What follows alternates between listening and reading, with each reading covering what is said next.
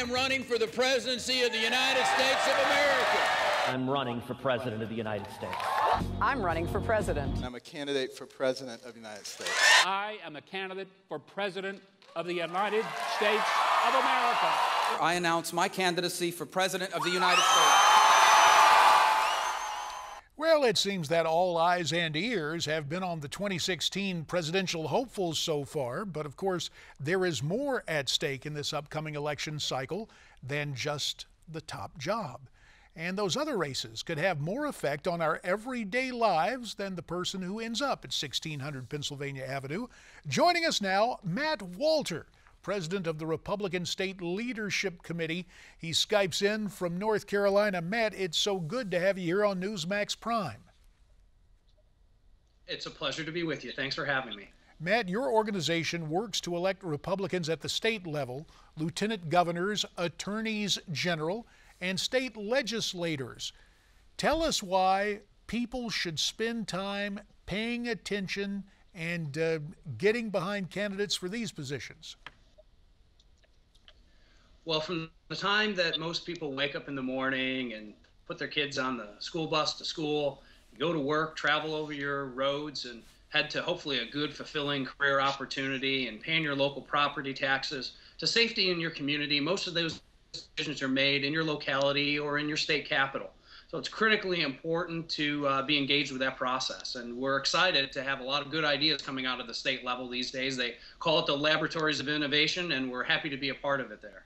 Now, when we take stock of governorships and state legislative chambers, the Republican Party has gained control of several in the wake of President Obama ascending to the Oval Office. Was this a Republican romp or takeover in certain state legislatures a reaction to the president's policies? Well, that's part of it for sure. People look at Washington, D.C. and the Obama-led administration, and they see a complete lack of results. And where there is action, a lot of people are feeling like it's the wrong actions, the wrong choices to move them forward.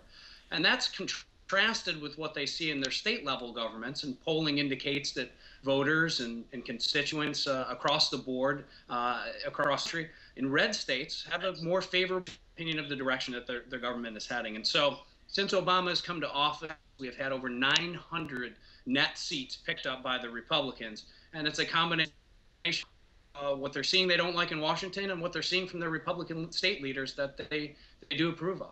Matt, there may be something else at work here. Even during my days in Washington, I would hear the government that governs best governs closest to home. Are we seeing that? Does that resonate with Republican voters especially?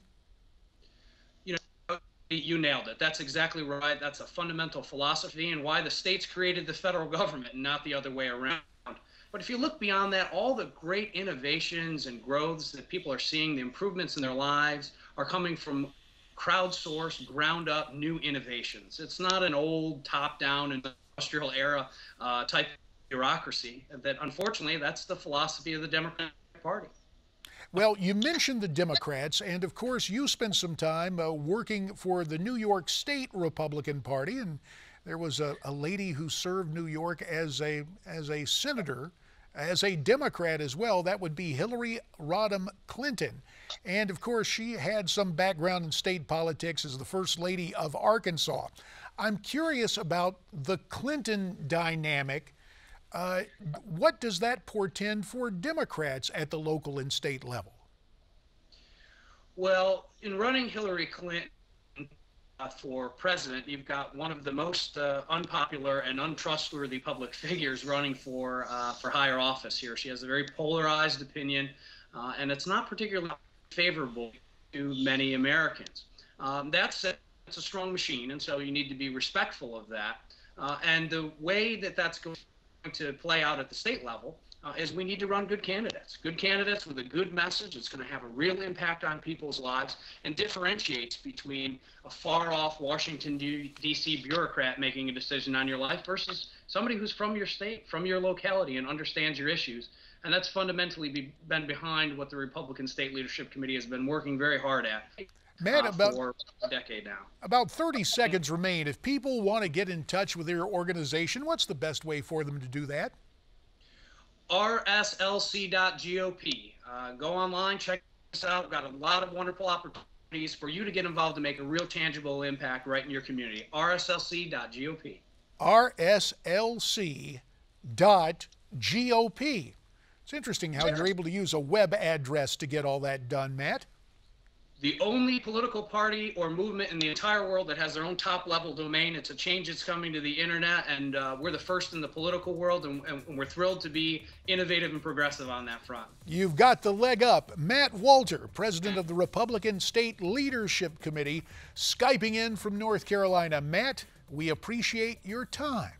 And there is more to come here on Newsmax Prime. Stay with us as we continue here on Newsmax TV.